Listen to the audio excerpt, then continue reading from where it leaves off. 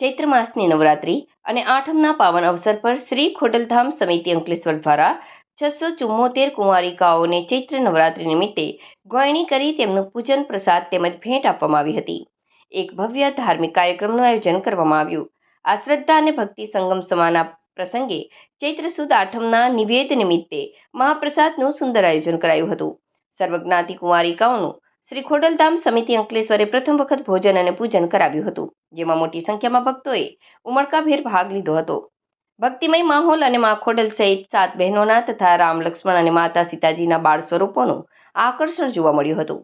બાળકોના આ દિવ્ય સ્વરૂપ અને ઉપસ્થિત સૌ કોઈના મન મોહી લીધા હતા અને સમગ્ર વાતાવરણમાં એક અનોખી ધાર્મિકતા ફેલાઈ હતી.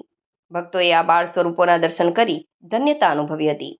સેવા અને સમર્પણનો સંગમ આ સમગ્ર કાર્યક્રમને સફળ બનાવવા માટે શ્રી ખોડલધામ મહિલા સમિતિ, શ્રી ખોડલધામ યુવા સમિતિના 50 જેટલા કાર્યકરોને ખંતપૂર્વક સેવા આપી હતી. આ પ્રસંગે શ્રી ખોડલધામ દક્ષિણ ગુજરાત ઝોન અધ્યક્ષ અને ટ્રસ્ટી ભરત પટેલ, મનસુખ રાદડિયા, પંકજ ભુવા, જિલ્લા કન્વીનર જયશીલ પટેલ અને અંકલેશ્વર સમિતિના કન્વીનર વિપુલ વેકરિયા, અમીબેન સોજિત્રા તથા તેમની ટીમ તેમજ દરેક સમિતિના સભ્ય, સ્થાનિક અગ્રણીઓ અને ભાવિકોએ ઉપસ્થિત રહી મા ખોડલના આશીર્વાદ મેળવ્યા હતા અને અંકલેશ્વર સમિતિની આ ઉત્કૃષ્ટ કામગીરીને બિરદાવી હતી. જય મા ખોડલ. આજરોજ અંકલેશ્વર ખોડલધામ સમિતિ અંકલેશ્વર વતી મા ખોડલનો ચૈત્રી નવરાત્રિના દિવસે ગોયણીનો કાર્યક્રમ રાખેલો હતો, જેમાં 675 દીકરીઓએ ભોજન લીધું, એમની પૂજા કરવામાં આવી અને મા ખોડલની આરતી કરી, રામલલાની આરતી કરી અને દીકરીનું પૂજન કરી અને સરસ મજાનું ભોજન બેસાડી ભોજન પ્રસાદ કરાયો છે.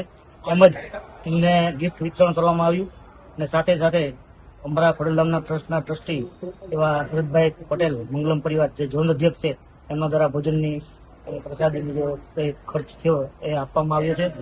સાથે અમારા ટ્રસ્ટી છે પંકજભાઈ ભુવા અને બધા જ ટ્રસ્ટીઓ હાજર રહ્યા હતા.